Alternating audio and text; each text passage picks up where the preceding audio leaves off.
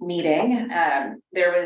We have standing urban mobility office updates at the commission meetings. And so this was one of our regular informational updates. There weren't any decision points in front of the commission. But the focus was really on noting sort of our next steps around implementing the new project plans and timelines for the urban mobility strategy finance plan. So on Rose Quarter, I'll give a shout out to our urban mobility office director, Brendan Finn. He covered the updates for the commission, again, focusing on our work ahead, which is completing the environmental review process, completing the designs of the 3 early work packages, and then readying the main construction package towards construction to the 30% design milestone. Also presented the grant application, the work of this committee to the commission as well. There were some comments also around some of the other urban mobility office projects, which include the 205 Abernathy Bridge project, namely with the construction updates, a note on some recent closures, but also a bit of a celebration of the opening of the new roundabout that was constructed for 205 northbound and Oregon 43 connection. There were also updates on the 205 toll project and on the regional mobility pricing project, really with updates around their respective environmental review processes and some timelines and processes for the 205 toll project traffic and revenue studies. I'll note, and Commissioner Chapman, please chime in with this, but I'll note we did hear again substantial support from our commissioners on the Rose Quarter project, kind of reaffirming the supports that was presented back in June when the finance plan was delivered, an acknowledgement of the financial reality, but a commitment to continue to move this project forward and find ways to be supportive so that we can actualize all of the good work of this board and bring those tangible improvements to Albina. So thank you again, Commissioner Chapman, for your leadership and our other commissioners on that. The OTC chair, Brown, also made a comment that she would really like for the commission to have some direct interaction with the Historic Albina Advisory Board. So we'll have to figure out kind of next steps for that and enhancing and facilitating that conversation. The next commission meeting is on November 9th. The agenda for that meeting is still to be determined, but moving forward, we'll make sure that with the HAAB members, we're keeping you apprised of those upcoming meetings or points of interest that relate to the Rose Quarter project and specifically where there's decisions coming down the pipeline as well. And that'll be here, right? It's Swan Island, I believe, yeah, yep. so not too far. Yep, so yeah, that'll be a good and local meeting. I'll jump quickly then to grant update, which we do have a few slides on. So again, I guess first and foremost, just thank you to the Historic Albina Advisory Board members going on this journey with us, providing your expertise and your input in the process for thinking about the right kind of scope of the application, and also really appreciate every board member leaning in for the letter of support for the application. So where we have landed, again, with the grant application based on feedback from HAAB members, are the really focusing on the construction, getting construction dollars for the primary reconnecting components of the project. So that's the highway cover, the local street improvements, and then the bicycle and pedestrian bridge. Also noting how that complements the city of Portland's separate application as well, that kind of extends into the local street network. And I know Caitlin will be talking about that in just a moment. So as of tomorrow, we'll be submitting the $850 million grant request. And I really appreciate the feedback that we've heard from HAAB members too, to make sure that we're centering equity, centering restorative justice, acknowledging the history, the harm done by ODOT with the construction of I-5 and the opportunity that this project provides going forward. I think we've told a compelling story, and I'm excited to get this investment in Albina. So appreciate your support there. Brendan, I don't know if you want to talk about kind of just from a process standpoint, a couple other touch points that we had this week too, that relate to Yeah, broader topics, but also the grant in particular. busy week, and I think what's important is I want to make sure we're at these meetings and talking about what's happening in Salem and what leadership is talking about, because I feel like we failed at that in the past, so we need to own that and make sure we're doing that. So happy to give that update. Before we do though, I want to give some thank yous. Thank you to our partners at Blind Vision Trust, City of Portland, the bureaus that are involved for the letters of support. Really appreciate that and the partnership that's gone on there. Obviously, locked in arms. We feel good about our prospects here. So just want to put that thank you out first. We do have to go through a little bit of a process through the state, through some committees.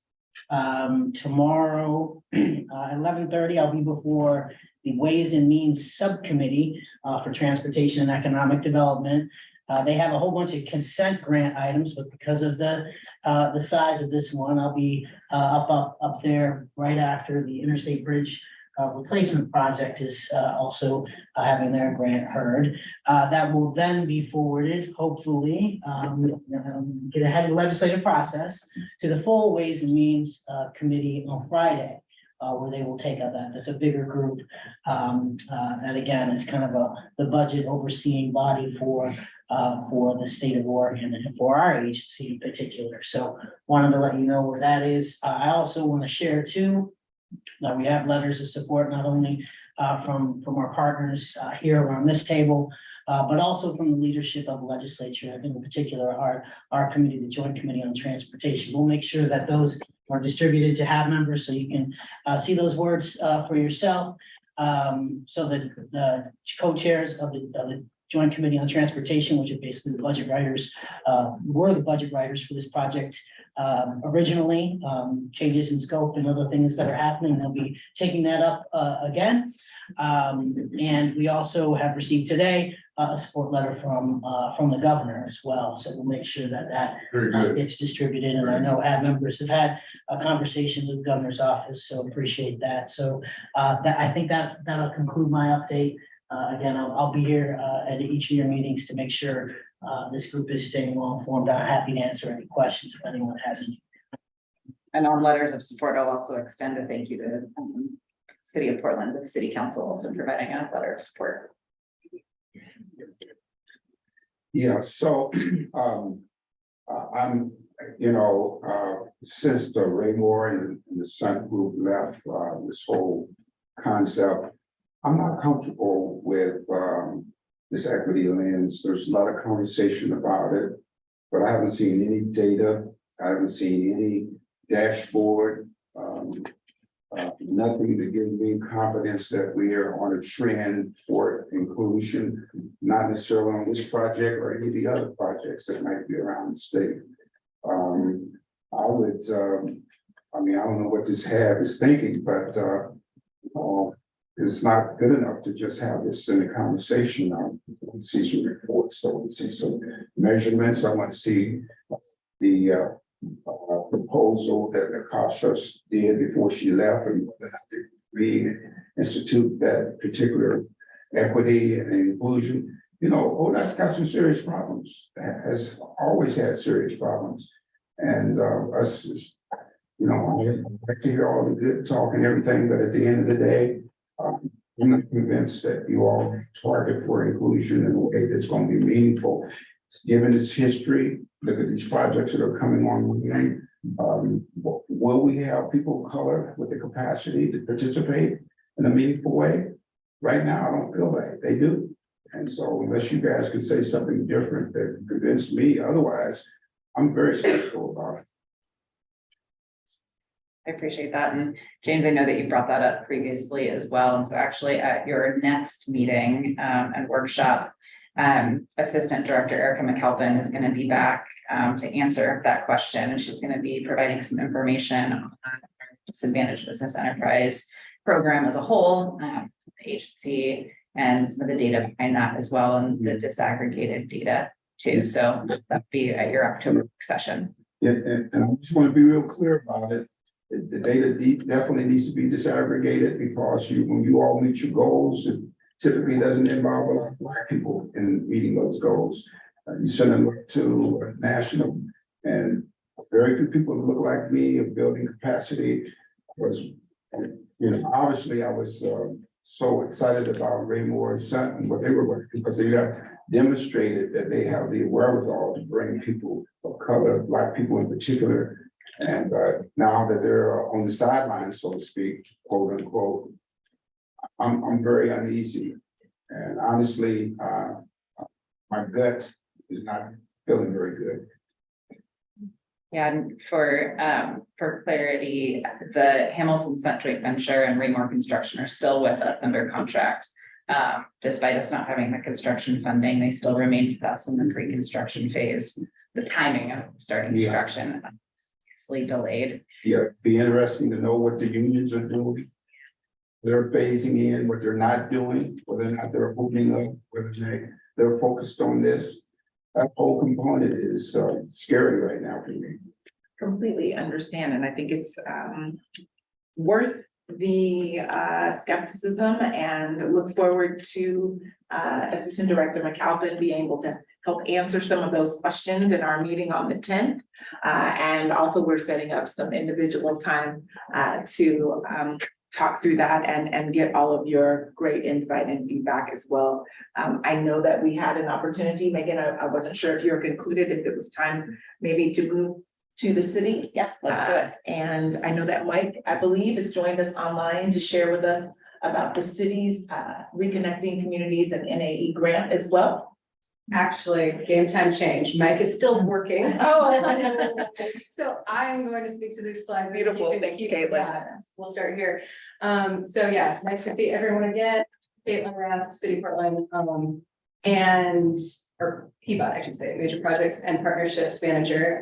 So Mike Saratella is our PBOT Senior Planner that's been kind of the lead on this grant development.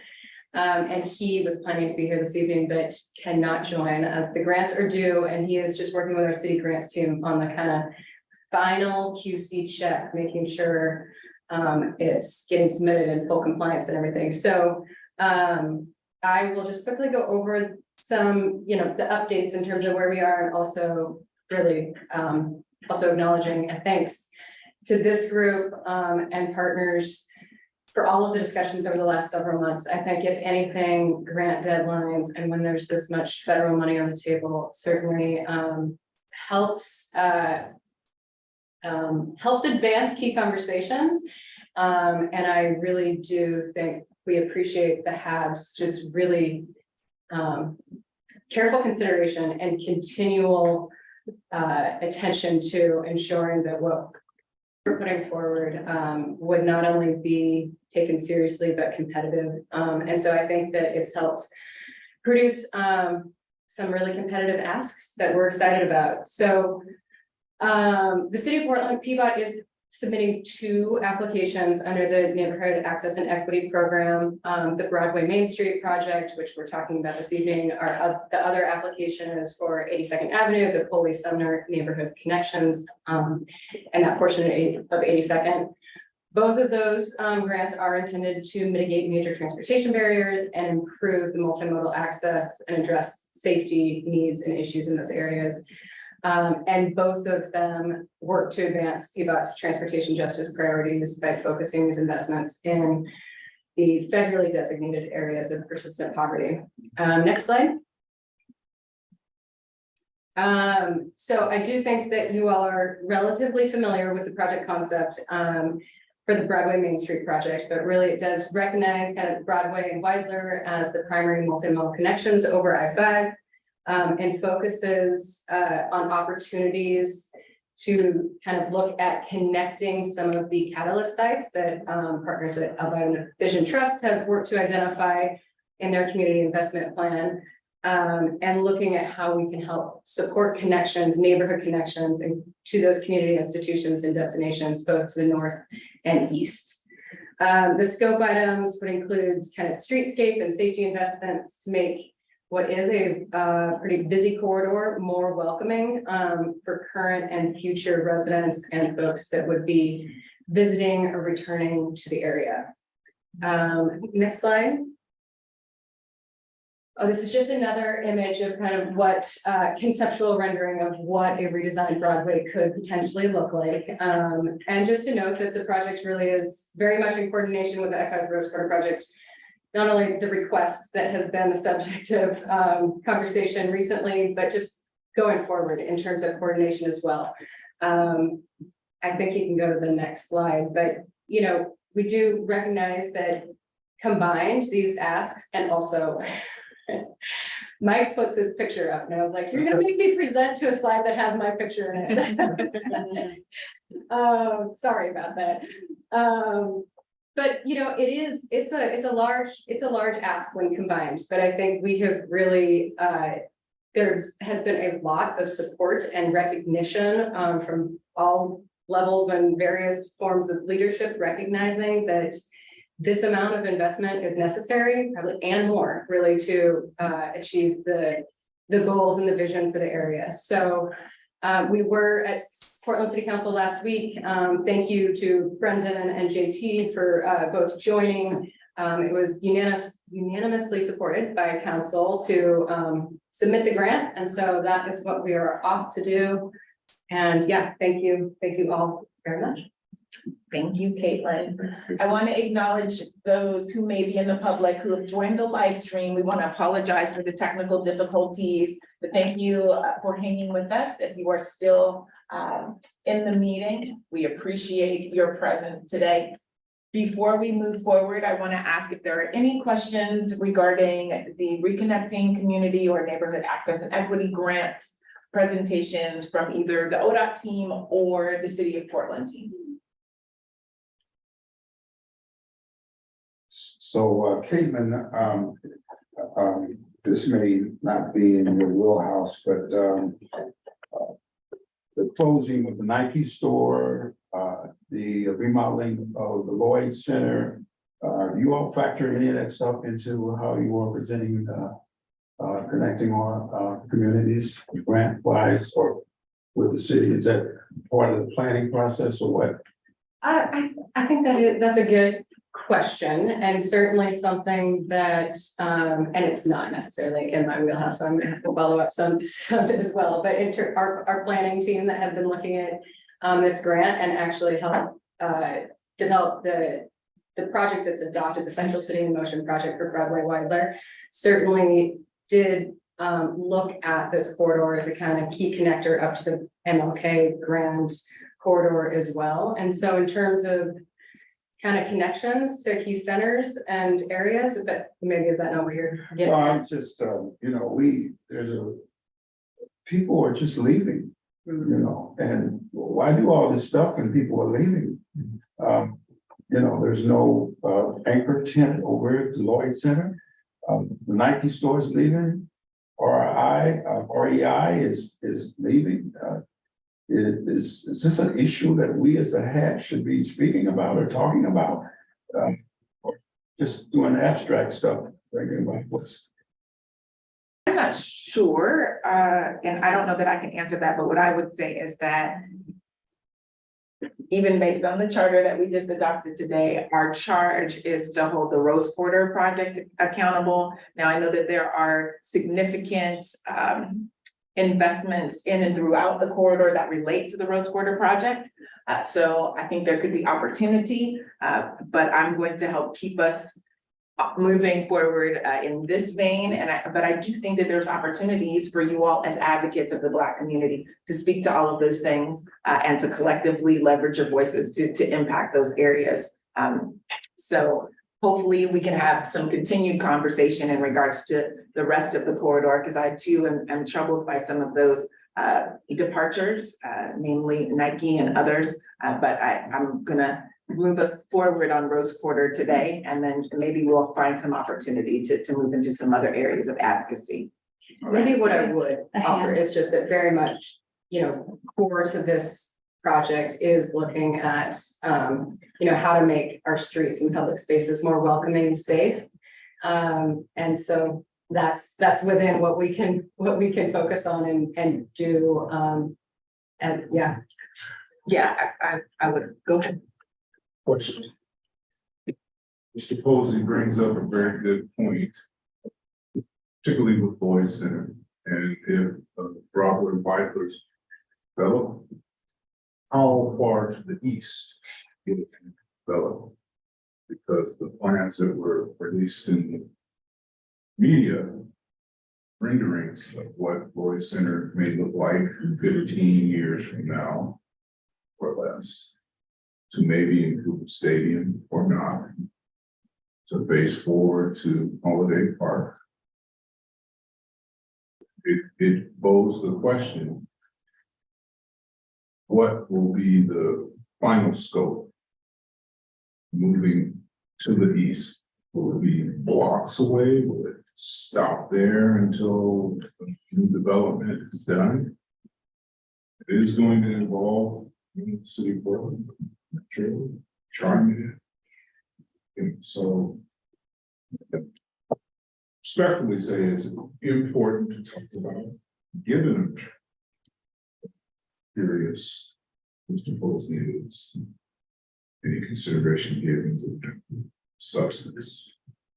I think relative to this grant request, it's a piece of Broadway, where these dollars would go, and I need to actually, I can't remember if it's the second or seventh. I think it's seven, but let me get back to you officially on that. But overall, recognizing Broadway as Main Street, the key connections that makes through the city, you know, from PSU to Hollywood. And so what the long-term vision is in terms of making Broadway a safe street remains a priority. Thank you. I think we have one hand raised in the virtual space, Mrs. Dell.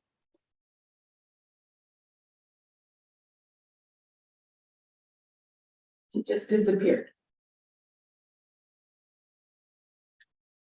Estelle, did you have a question or comment? I wanted to make sure that I acknowledged. You may have put your hand down. I was just wondering with the plans that are being discussed in the grant, and then also like the development that's being discussed with Lloyd Center, does this impact any plans for like right of way that's discussed as far as like future plans with the IGA and any of those things that are coming up in the future? And how will we ensure that there's representation for the HAAB as there's more interest being, you know what I'm trying to say, kind of like as there's more built up and more development all the time? Because I kind of have a fear of there being like less representation the more that is being built up, even if it's like publicly funded. Do you see what I'm saying? Like, how do we kind of make sure that there's always representation? Like, how will this process impact that process? Or does it?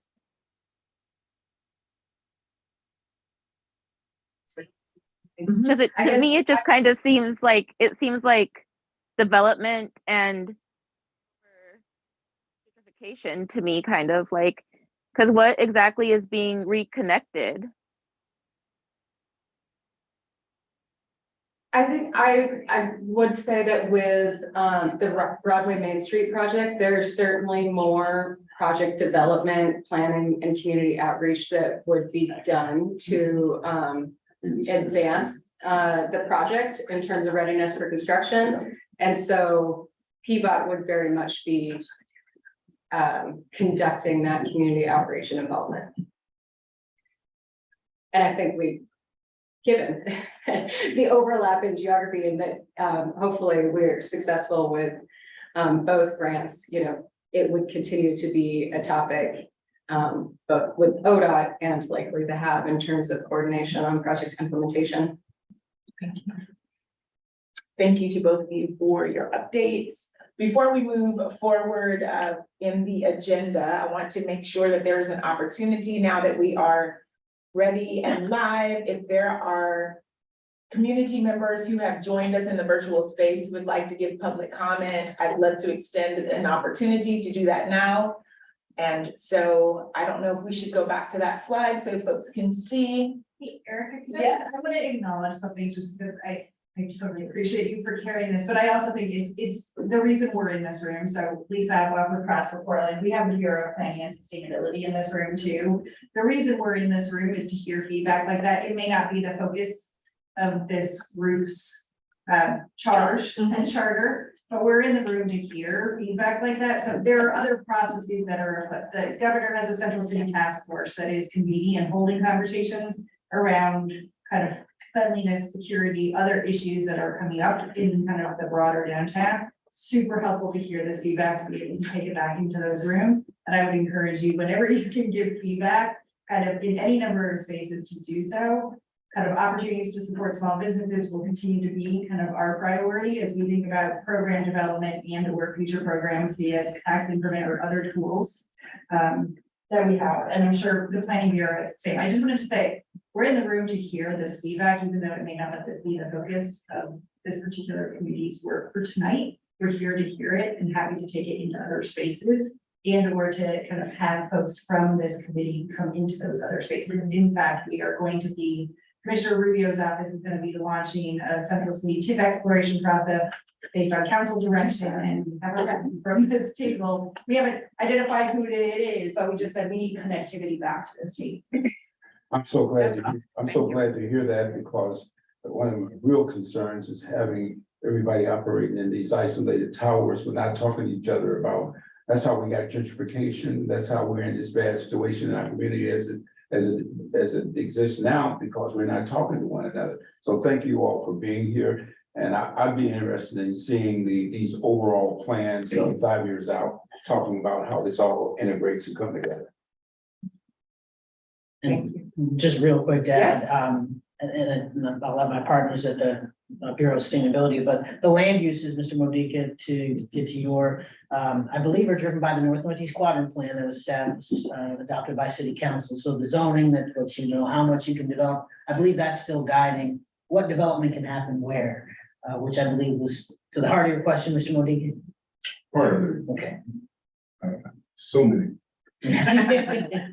I just forwarded that to I would you. just add to that, you're right, the Central City 2035 adopted just shortly there. Rachel, just a moment. We might need you to move a little bit closer or speak a little louder so that. Yeah, sure. No, and just thank you for referencing that. I would just add that, part of what will happen during this process is we will talk about the adjacent land uses and what the current zoning is, and does there need to be a change?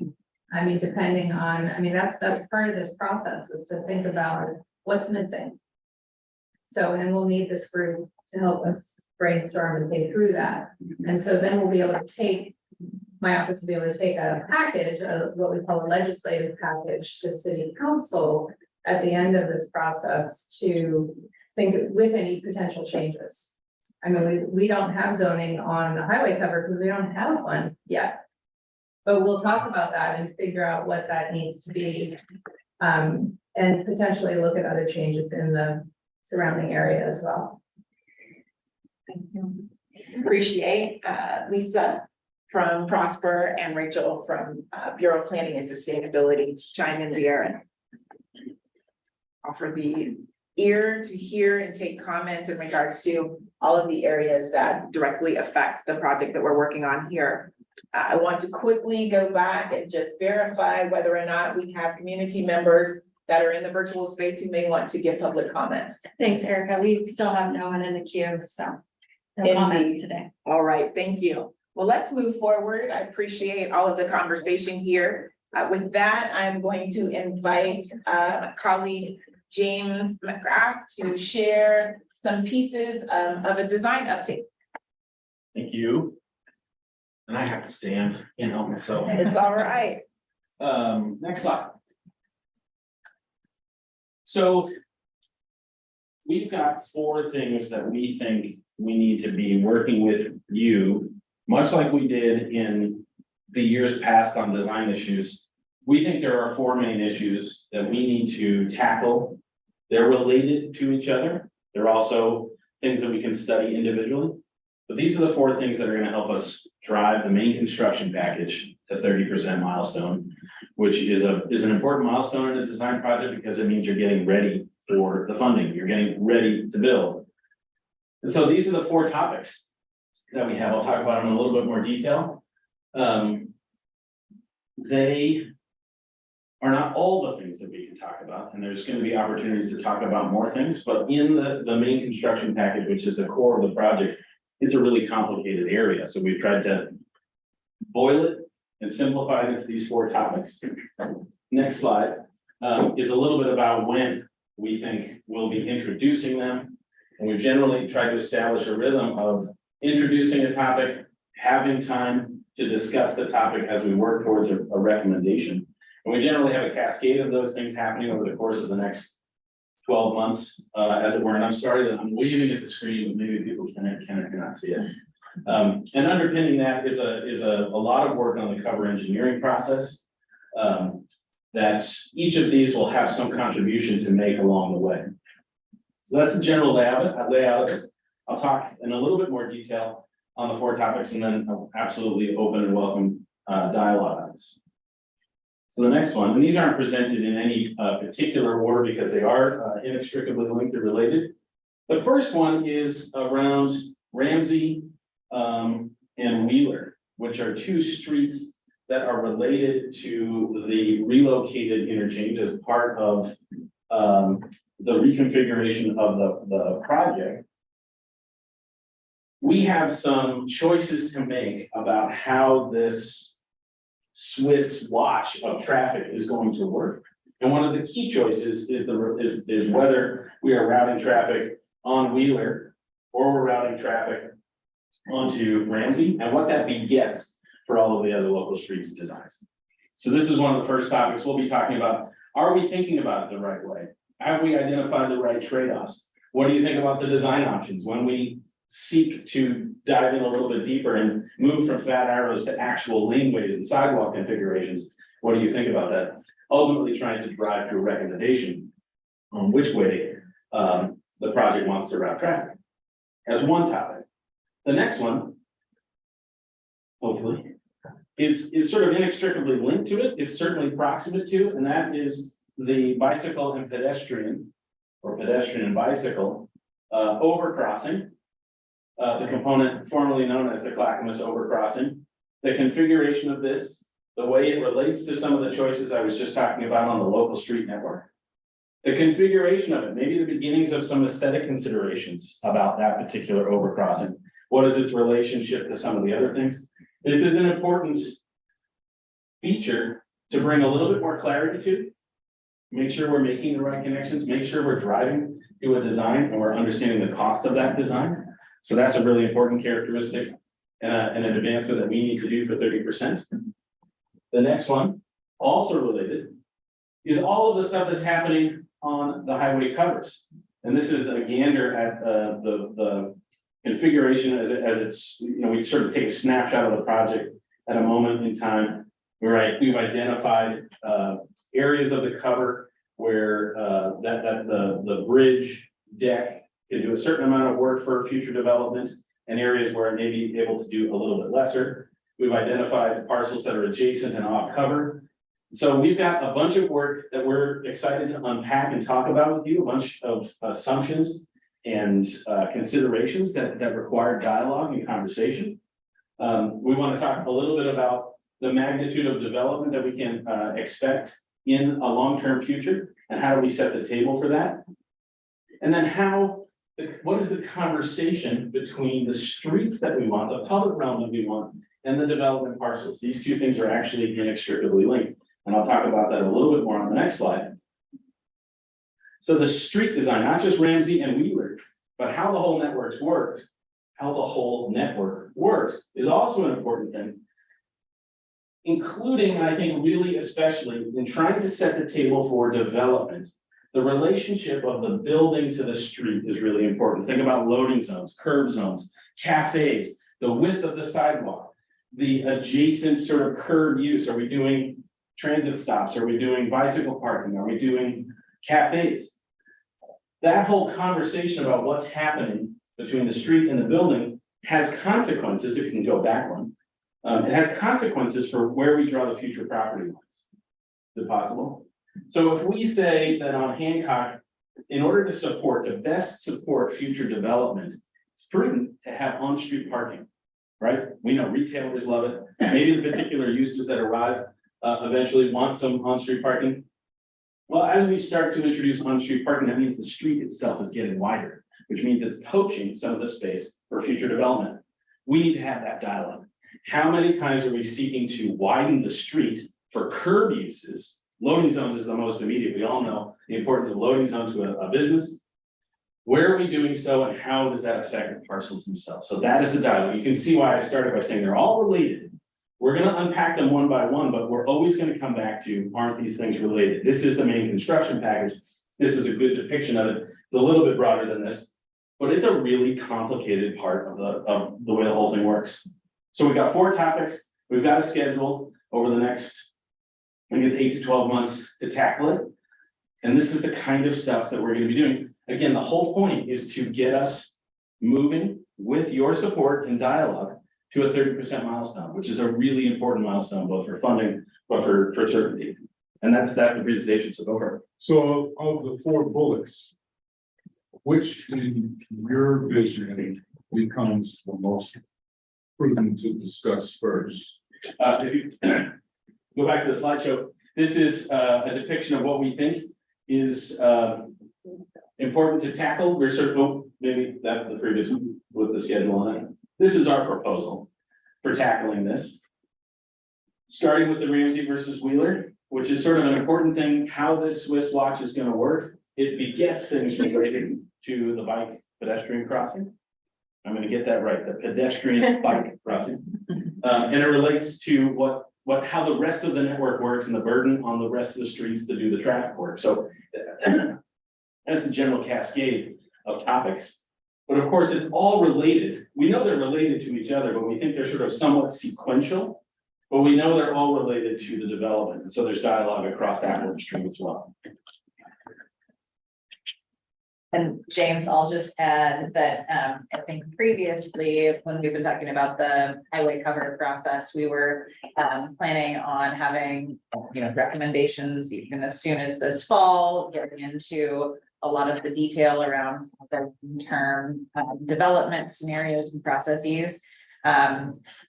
As we've been going through this process of not only Oregon's first highway cover, but as a transportation agency really leaning into a project with the values first approach, it's taking longer than we thought it would. And so I just want to acknowledge that our process, you'll see sort of the continues line past September. We do anticipate this work carrying beyond the September 24th timeframe. So just wanted to make sure we were acknowledging that change for when you kind of last saw some of these effects in front of you. Yeah, thank you, and thank you so much for the presentation. One thing I'll really love to highlight is, well, first off, to your point, Megan, I actually think it's very positive that we take the time to make sure that we get this part right, because it's something that is very hard to go back and undo once you've already embarked upon a construction process. I'd also like to emphasize the importance of making sure that we're thinking about this in its full scope, right? This isn't just a matter of, the 8 or so acres that comprise the highway cover and then those immediate surrounding areas. It's a development process that has to integrally involve the rest of Lower Albina, right? And that's a 94-acre parcel if we're thinking of it as one big chunk. So as ABT, we're honored to be in the room and grateful to be here and able to provide our input. I think that's going to be something that I would love for that HAAB to recognize as well. Like if we can work hand in hand to think about all of Lower Albina rather than just the highway cover, and then use that full scope to answer these questions, I think we'll arrive at a better outcome for an entire district rather than just an 8-acre stretch of a district. Sir, Mr. Posey. Well, I've said this before, and it's real frustrating for me for us to talk about this in terms of brick and mortar, but not have a parallel or an overlay on skills, NACE codes, you do steel, how much steel is gonna be in there, how many jobs gonna be generated as a result of this. Running parallel to the brick and mortar, the aesthetic aspect of it. We're not having, there's no science about how much productivity is gonna come out of it, how many more business is gonna be generated. We got people over here from Prosper Portland. We should be running parallel overlays on how much economic capacity is going to be generated, how many new businesses, what, I mean, it's just, you know, we're doing business as usual again. This is the brick and mortar piece without looking deep at what it's going to really benefit and how it's going to benefit and how do we take advantage of this process in order to get this done. Again, Prosper Portland's here. They do planning, they do all that. They can give us some more insight into how do we get the most bang for the buck out of this project rather than just a brick and mortar. Wonder if either BPS or Prosper would like to speak to that? Yeah, I guess, so, yeah, I will look to Amy. We have talked with Northwest, who's done some work with Land Vision Trust about doing two kinds of analysis that would tag team up with James's kind of some of the design.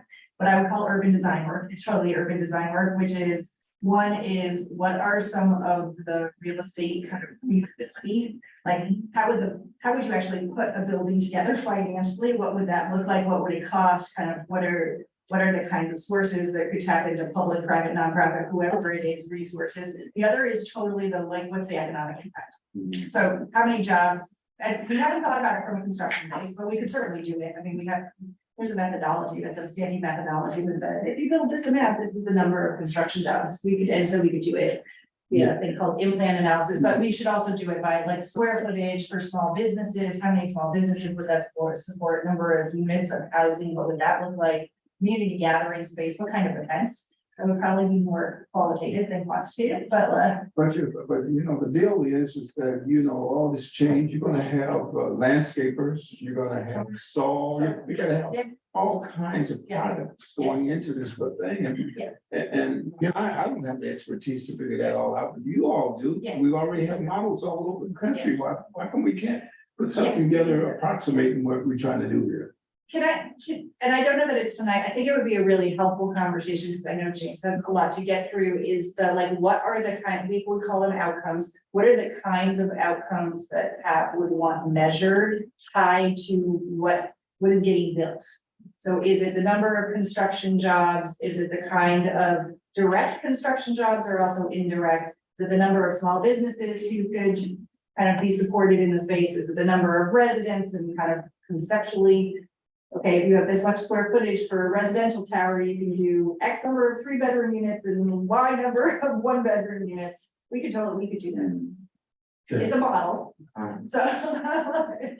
I have some other hands. I wasn't sure, Rachel, if you wanted to chime in, and then I'll go to JT. Yeah, so I would add to that, to take a step, back, Lisa just said, the other thing that we want to work with you on is, so what kind of uses are missing in the district? Like when we think about what's going on in this, to JT's point, in a bigger area even than the highway covers, what are we missing? Like, I think one thing that came out of the highway cover assessment may have been some light industrial. So what does that look like? What does that mean? Is it I'm just gonna use an example. Is it a kitchen incubator? So that helps my office BPS, because right now we don't have the zoning in this area to accommodate that kind of thing. So we want to make sure that we capture that. So that's just an example. So if we start at that base level of figuring out the various uses and what's missing and what we'd like to see, again, not just on the highway cover and the adjacent properties, but there are vacancies throughout this area too, right? So thinking about what's missing and we want to have that dialogue with you, and then we can build that up to what Lisa's talking about, to do that analysis. Well, unlike the issue downtown with individuals electing to stay and work remotely, not patronize businesses, I think Mr. Posey and myself, maybe JT grew up in a neighborhood that had everything we wanted. Had the pharmacy, not necessarily big chain, had a baby, had the dry cleaners, you have millinery, right? That's For correct. hats, coats, gift stores. Maybe a hardware store, maybe not a chain, but a hardware store someone could own, right? Eateries, McDonald's. Surely don't need brew pubs. You think about all the redeveloped places, brew pubs, taverns. Now that whole industry is having to reorganize, right? It's falling apart, right? So there's a.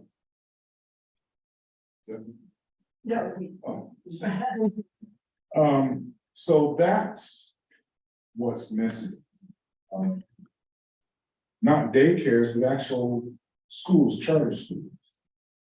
Availability for recreation and learning. That's what's missing. And, I appreciate you asking. The focus is the Rose Quarter project, but as you also know, these conversations get us extremely motivated because we see where the connectivity is, right? And perhaps more conversation about, like I said, renderings ran the paper. What does Prosper say about that? There's a mythical promise of 5,000 new housing units. And what's that look like? And who gets to live there? Right? What kind of housing? So, thank you, but that's just the surface. JT? Yeah, thank you. I think to your point, that is the broader vision. I think that's actually the fundamental purpose that ABT is founded on, is trying to not only rebuild, but give the community through the creation of that fabric that lays the foundation for all of us to have everything we need in one place. By us, for us, right? But like I think to the point that we've all been making here, we're not going to be able to do all that on 8 acres of a highway coming. So to the point I was making earlier, I think that is the importance of thinking about all of this in the full scope of the district. And then to Prosper's point, and to your point, Mr. Posey, I think it is essential that we start to move our feet towards putting together some estimates for different scenarios, and I think everything you just mentioned seemed to be very in line with what you were saying, which is that it would be helpful for us as a body to start thinking about the things that we need and making sure that those are verbally expressed at every point throughout this process, so that as all these different agencies and partners are trying to plan and coordinate with one another, there's some sense of cohesion and our needs are being met rather than left behind at the door as they have been historically. The last thing I'll say is I'm really encouraged by the fact, I know we're going to get to these slides a bit later, but I'm very encouraged by the fact that, we're starting to look at comparable models and comparable projects across the country. I think that's actually a very useful barometer for us to measure ourselves against. I think as of right now, we're moving in the right direction for sure, but there are certainly projects that are much further along than us. I think the one that obviously you said, Brendan, is our main competition will be this project. If y'all are familiar with it, it's called Reconnect Rondo. It's based in Minnesota, and they are building an highway that is actually 20 acres and will cost roughly the same amount as our highway company costs if you take out the cost of the highway expansion. So, but the reason they're able to do that, the reason they're able to coordinate funding so effectively, and they have these institutions behind them, the public-private help, is because, you go on their website right here, to your point, Mr. Posey, it says new housing, they'll create X amount of new houses, growing community, 1,000 new residents, retail and office, here's how many square footage of new offices we'll have, new jobs, 2,000 plus new jobs, nonprofit, they can go through and they've been able to, through their planning process and a unified understanding of what they want to build, they've been able to provide numbers that make this tangible to people from the outside. So I think we're headed in the right direction, and hopefully we'll be able to get there soon. But just flagging that there's a lot of work that needs to be done, and it feels like we're starting to. So thank you to everybody for that. Thank you. Yeah, thank you for that conversation. And Mr. Posey, to your point, it sounds like we've heard agreement that there's a possibility and that they can do that. And that there's a parallel track for developing those things that JT just mentioned. So we'll look forward to having this group be a part of that process. With that, I'd love to turn it back to Megan as she introduces our guest. Thank you, James, for presenting the design. So good segue into our next topic here. We are joined virtually by Autumn Taylor, who is with WSP, but he on sort of the economics behind a number of different highway covers across the US. And so while Rose Porter and our highway cover that will be here in Albina is distinct and unique. These do provide, I think, some offerings of other highway cover experiences that we can glean from as we're sort of integrating it into our context and the community that we're working with and creating as part of the project. So Autumn, I'll turn it over to you. We'll hear again some examples. Note that you're going to hear some financial numbers in here as well. They are from past years versus current years. So as we learn all this, some of this information, we're still in the same fruit basket. There's some apples and oranges. We're still in the same fruit basket. But we'll definitely need to make sure that we're crosswalking that to, again, the context and the reality of today with some of these examples. So with that, on to you. Sure, thank you. And just a brief introduction, Auden Kaler. I'm currently in Washington, D.C., was previously in Seattle, where I worked on a few of the lids for the 520 bridge, the replacement of the SR 99 viaduct through downtown Seattle, and currently involved with I-5, IBR, I-205 Abernathy, and quite a few projects out in the Northwest. In Washington, D.C., I'm really close to the money, and I heard some mentions of the Connecting Community Grants and Rondo. We have 13 grants going in this week, so it's a busy time. And there's interest all across the nation to build these covers and essentially correct for the wrongs of the past, replacing these highways through downtown cities that divided communities, and essentially correcting for that past error and mistake in some of those installations and constructions. On my side, we really focus on the economics and finances, and like mentioned, is a good segue into what I'll be talking about. So next slide. There's 4 essentially iterative areas that kind of fall into this economics and finance That's realm. Dr. Richard. Yep. Sorry? Go ahead, Auden. Okay, next slide. One of them is the primary one that gets into the reconnecting communities, and a lot of the other federal grants is economic benefit cost analysis. So this is looking at the cost of the projects versus those economic benefits that are created from delivering the project. In parallel is funding capacity. You mentioned, how you use the space that you create on the SLID is critical to how much funding you can generate. This funding can be used both for paying off capital expenses for initial construction, and just as importantly, the ongoing operations and maintenance of the facility. The funding and financing gets into how you're delivering this project, who's delivering this project, and finally the governance about how those people delivering the project, whether it be public, private, nonprofit, anything in between, how they're able to meet those financing obligations, how they're able to, again, fund that ongoing operation of the asset. So those are the high level coverage, and getting into the first area, the benefit cost analysis on the next slide. What we're really trying to look at here is the monetized benefits, displacing or offsetting the initial costs and ongoing operation of the facility. So what we're looking at here is, and this is where you tend to look at some of the scenarios and sensitivities. What if you build a park? What if you build a high rise? What if you build residential versus commercial, even light industrial? What kind of costs would be required structurally to accommodate those uses? How do you make up for those costs with benefits economically, whether it be to the community or directly on the lid for uses?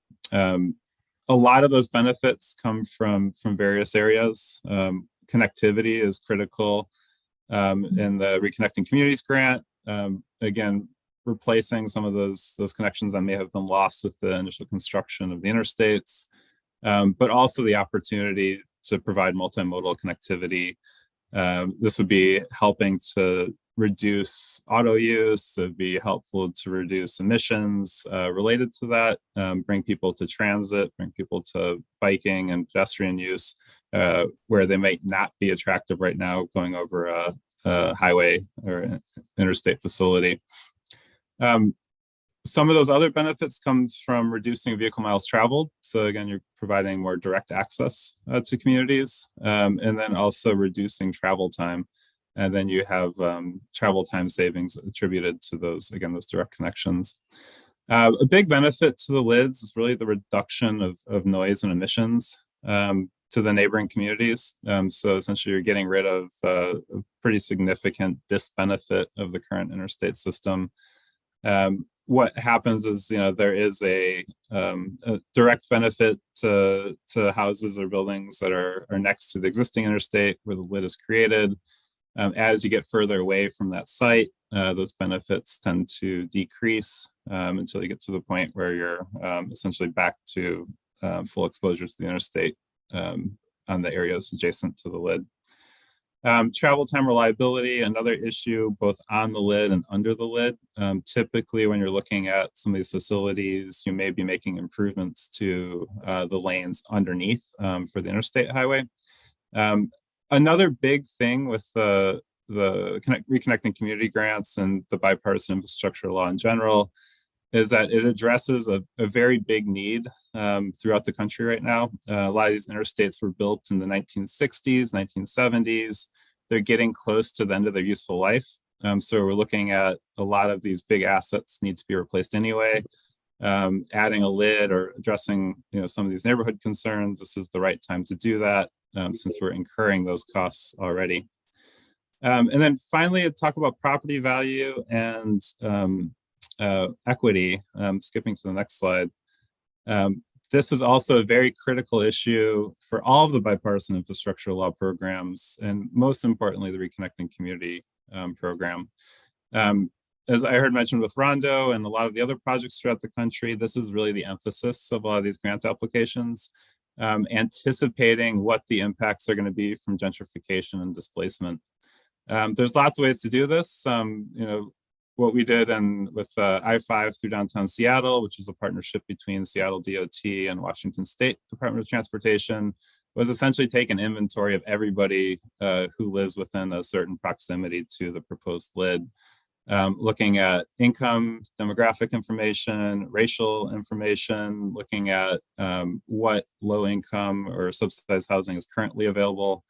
And really, if we increase property values, who is the most susceptible to being displaced? And it goes beyond just housing and people. It goes into commercial space, community centers, community space. When you talk about gentrification, you're talking about displacing an entire community at times and making sure that you're considering the mitigation opportunities to make sure that you can make sure that there's a minimal impact to those displacement from the lid structure.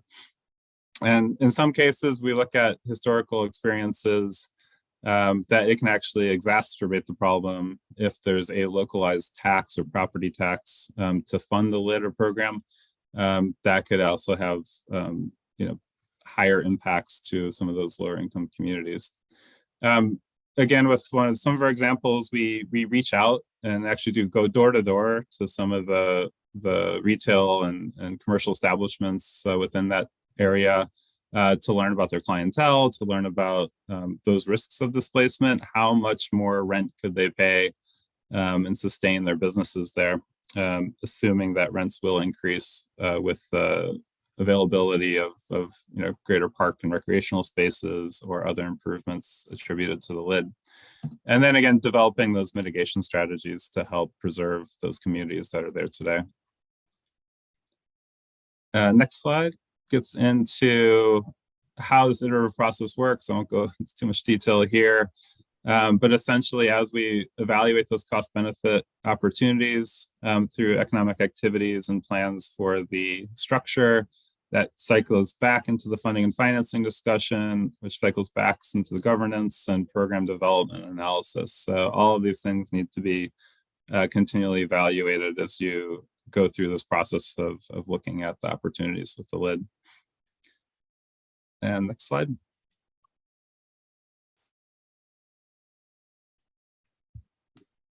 And for funding and financing, there's some critical questions that we tend to ask as we're going through these processes to develop lids. The biggest one is, who are the decision makers? Who is really making the key, or identifying the key uses of the lid, how it will impact the communities? What are the funding and financing options? Again, there needs to be a strategy to address both the capital expenditures for building the lid and then the ongoing maintenance of the lid. So that is often a very contentious area in some of the projects we've worked on, is that there could be agreements in place, but sometimes those agreements change, or the funding situation changes for the people contributing to the operation of the facility. So making sure that those are addressed head on at the beginning when these partnerships are formed. The construction approaches, as mentioned, there's public, there's private, public-private, a lot of different ways to deliver lids, a lot of different opportunities to involve different types of entities into the plan. And then the legal structure, again, how you form those agreements and partnerships to make sure that the lid is utilized and make sure it's maintained going forward. Governance, we really want to look at, what are the options for managing that public area, the public space and the green spaces, comparing those benefits against each other. So looking at, again, going back the iterative process to the benefit cost analysis, that extra $1 million, how much more benefit does that provide? Is that the best use of funds for developing the lid? Is that the best use of the lands for development? And then what are those recommendations for governance models? What's worked in the past? Looking nationwide, where have there been some lessons learned on that governance structure? And as mentioned before, everything kind of gets back to a lot of work on just getting the thing built, but once it's built, how do you operate it and make sure that it's used and activated? Specifically when we talk about green spaces, which tend to be the primary use on highway lids throughout the country. And now looking at it in practice, so that was kind of more theoretical. This is kind of the analysis of what's out there today as far as highway lids. So the next slide gets into a whole list of all the lids, or I'd say majority of the lids that currently exist today. You can see the green indicates lids that are primarily green space or park space. The blue is more civic oriented space. So uses for, again, public opportunities, but maybe a little bit more than just a grassy area or park space. And then finally, what has been increasing is private development. So whereas there's only a handful of private lid developments out there today, there's definitely been an increase of interest and primarily just to offset some of those larger capital expenses. As mentioned before. Auden, just one moment. We have a question in the room. Yes, you just answered it. What you got? Well, you're a magician. Thank you. Thank you. Appreciate it. Okay. You can move forward. Thank you. You answered his question. All right, perfect. Yeah, so the private development, again, as mentioned before, you'll see some costs here that's going to look really low because a lot of these lids were built back in the 70s, 80s, 90s.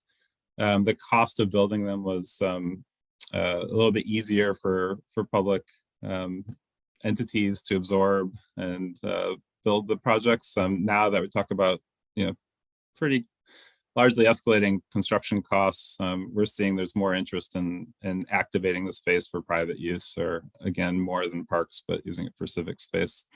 Again, that increases the cost, but usually proportionately you're developing more economic opportunity with that larger structure, larger base or fortified base to support those uses.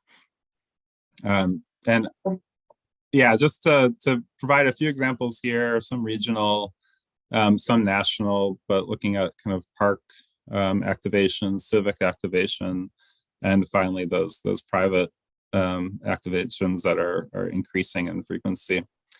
The primary use again has been parks, and going to the next one. There's two great examples. The first one on the next slide is in Phoenix. So this is the Margaret Hance Park. If anyone's been to Phoenix, it almost, you can't even tell you're on an interstate. It's just so well integrated into the community. It's just an easy experience, I would say, just to be on the lid and not really realize you're on the lid. The size is about 32 acres, so this is one of the larger ones as far as the existing lids. Built back in 1987, so you can see the cost was only $75 per square feet.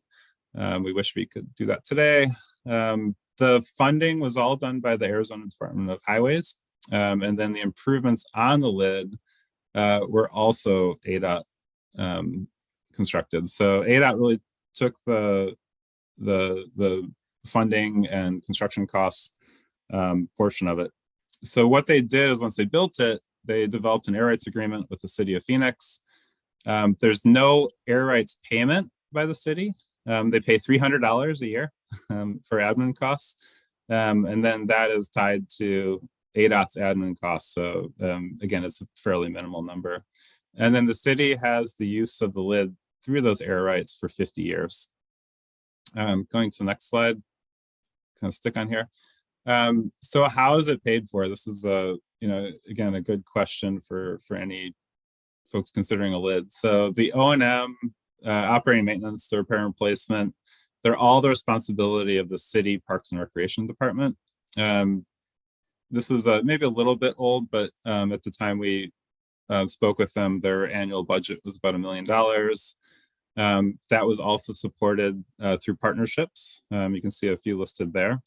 They have about 8.5 full-time staff responsible for maintaining the park and activating the park, which includes anywhere from 30 to 40 events annually. The other thing to note about the Phoenix example is that they are expanding and now renovating or proposing expansion. But like I mentioned, 87, it's now hitting that period where they're already talking about refurbishing it and doing other improvements on that asset. The next example is another pointed to as a success story.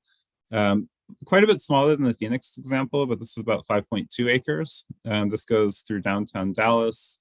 You can see that this is 2012, so a bit further on from the prior example. So the cost per square foot, again, $485, kind of impacts, again, the size of the asset being built, and the cost of building a larger facility is a little bit harder to bear for the public entities.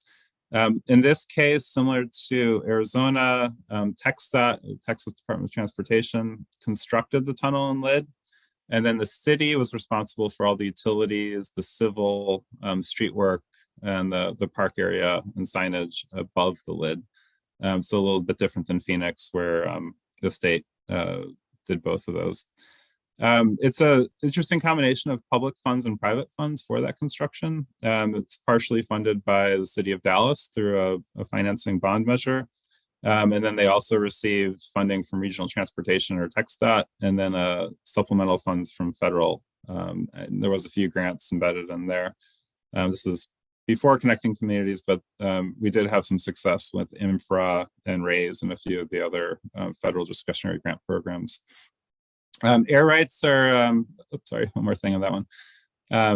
Air rights are in place between TxDOT and the city of Dallas. The city pays for tunnel maintenance in lieu of air rights payments. So again, Phoenix, you had that $300 a year payment. In this case, Dallas is taking on the cost of the tunnel maintenance. and they do not have to pay anything for air rights to the state. The annual cost to maintain the lid was about $750,000. Last I heard, similar to Phoenix, it's about $1 million. Again, there's some partnerships that are embedded in there to help support that cost. And then that the operations maintenance were about 1.5 million per year at that time of the initial agreement. And so going to the next slide, they've done a great job here of just, again, activating the park. There's over 1,300 programs and events annually. So very well used. They have 13 full-time staff, a budget of about 5.2 million. And then quite a few other ways that they're generating revenue, including a public improvement district for the neighboring community, quite a few sponsorships, and then they have, again, some of these events generate quite a bit of revenue for them through food trucks, retail, fees for the events and everything.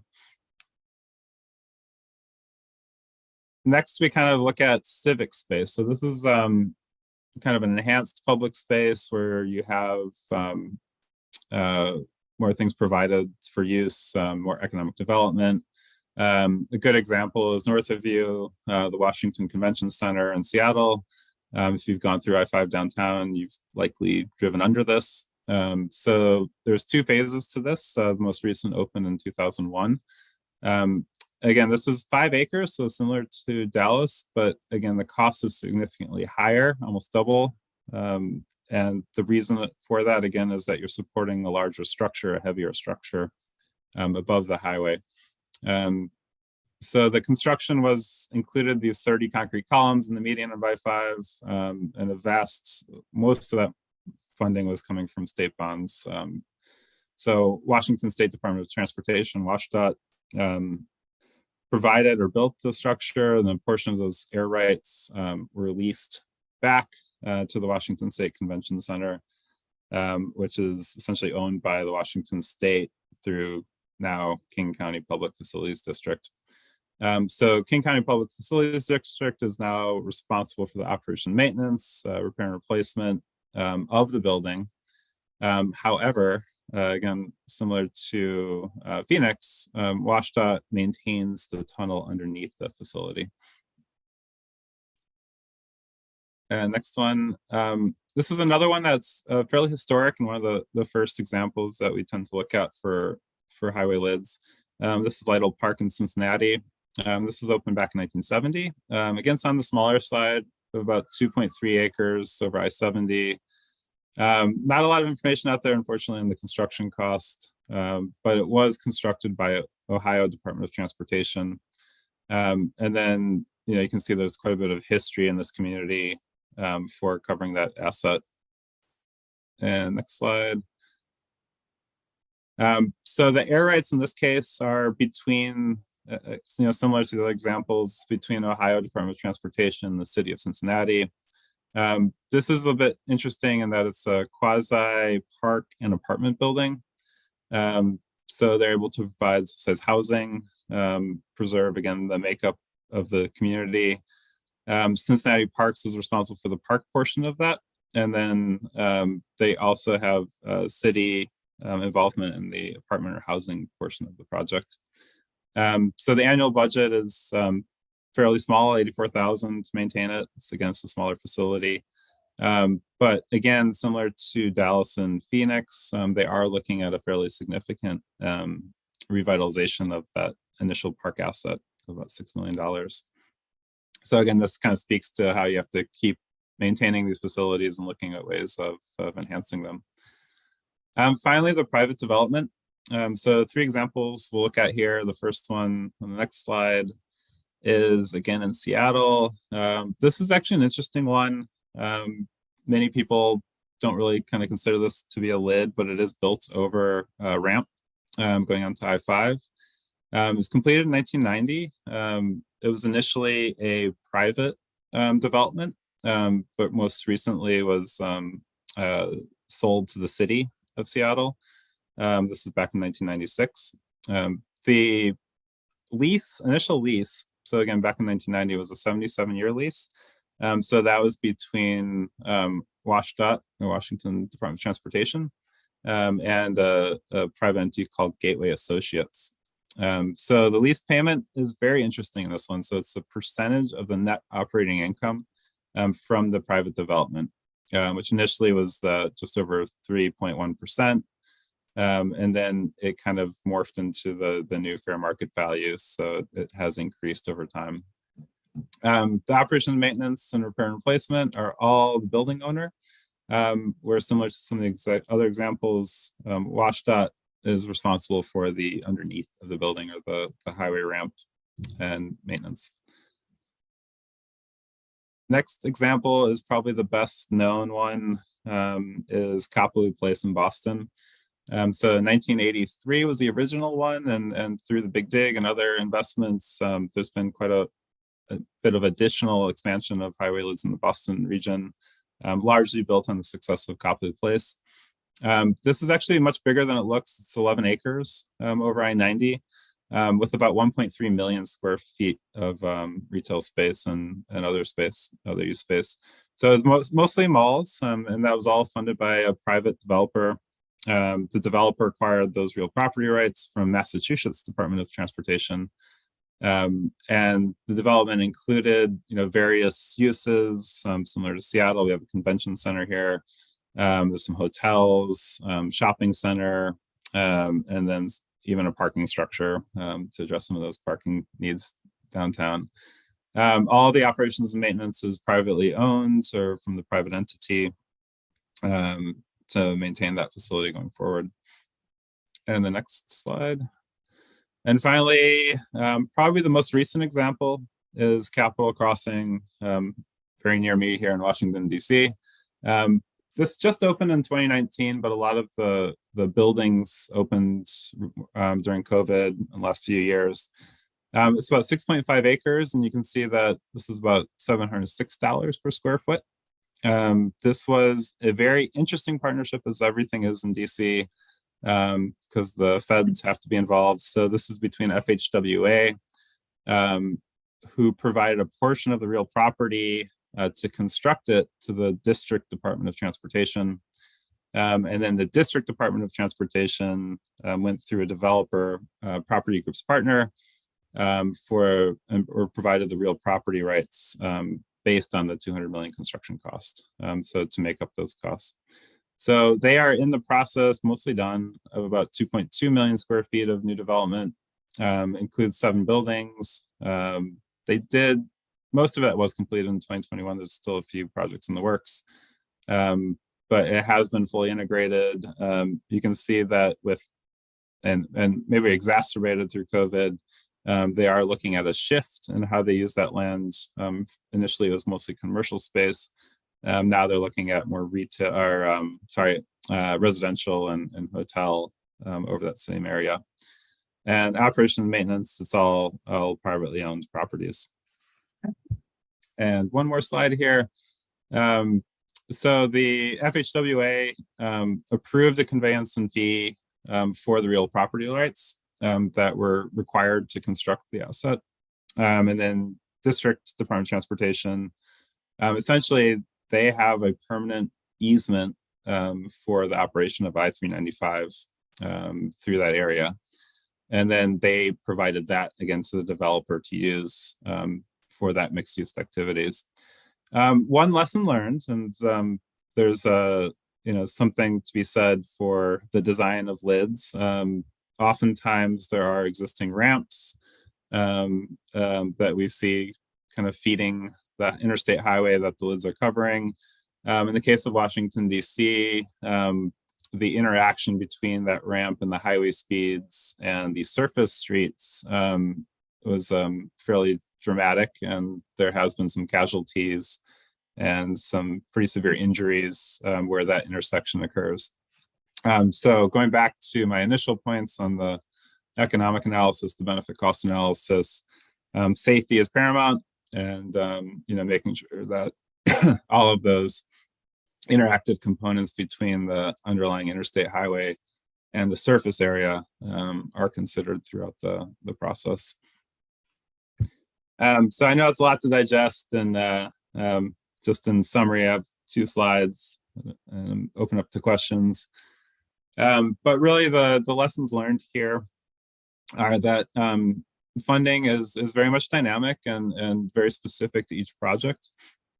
There's everything from fully public funded facilities to fully private funded facilities, but there'll always be a public involvement in these projects just by the fact that they're being built over public infrastructure. So very important to consider the governance, the lease, air rights as these projects are developed. What we really have seen in the past, again, is this focus on parks and improvements paid by typically the state Department of Transportation. And again, those partnerships between the state and these cities or urban departments of transportation. When we look at how they're funded, a variety of sources and mentioned the Reconnecting Community Grants is one, stimulus funds, in some cases, there's just general private contributions from the neighborhood or entities that are vested in developing these areas. And then also just looking at the opportunity on what goes on there. Again, Copley Place and the Municipal Tower in Seattle provide different examples of what can be done with private funding to kind of support, again, the underlying improvements. And then next slide. Really, that something that's often lost in the initial discussions is who's paying for the ongoing use of the lid and programming of the lid. And I presented a few examples here, but there's many more. Just very important that the operations maintenance of the asset are fully discussed, and that governance and arrangements between the various entities is very well in place before the project gets too far along. And then also looking at those costs, considering what's being built on the structure versus the adjacent terra firma land and how that will impact local communities, even considering like attendance and some of these big events that would happen on the lid, parking for those and bathrooms and all of those considerations. And then really, again, how we focused our recent work is on the displacement and going beyond just residential displacement, but the entire community displacement. So looking at, again, not just the people living there, but the businesses there, the assets there to support that community, whether it be recreation centers, schools, making sure that that community is preserved through the process of building these lids. And again, that goes all the way back to my first points on the federal grants that we're submitting these days, that that really has to be one of the emphasis of the applications to make sure that those are being considered and addressed. So with that, I know I'm close to time here. I'll open up to any questions you may have. Are there any? I see one question in the chat from Andrew Campbell asking if you could give the closest example to our project. Yeah, so to be honest, I think the I-5 lid in Seattle isn't too far off. So again, it's the same asset, essentially, I-5 through downtown Seattle versus downtown Portland. It really has gone through many iterations of what those uses would be on the lid. So when we did our initial study like 2 years ago, I think maybe 3 years ago at this point, engaging the community, engaging stakeholders into how that asset is used became a majority of the conversation. Having those public involvement meetings, just like you are right now, helps to make sure that the uses of that property are aligned with the thinking of the community. Because really, at the end of the day, you need everyone's support. It's got to be a project that both the state and the community and the city are all excited about and can push through politically, both at the local level and the federal level. The challenges there are many. So I think getting everybody in the room, you're going to have hard discussions. But I think that's good to kind of, both address the historic issues that a lot of these interstates have created. Being able to address those issues, but in a way that, again, can preserve the communities without a high risk of gentrification and displacement. Thank you. Are there other questions for Auden?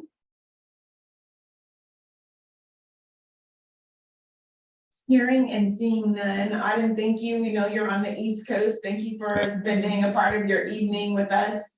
Sure. All of that information is extremely relevant to the conversations we'll be having in the very near future and doing something transformationally changing for this community. So thank you for input and your contribution to our process tonight. Yeah, very welcome. And if you do have questions, happy to answer those in further dialogue. Great. We appreciate you. Thank you so much. Thank you. Next slide, you all.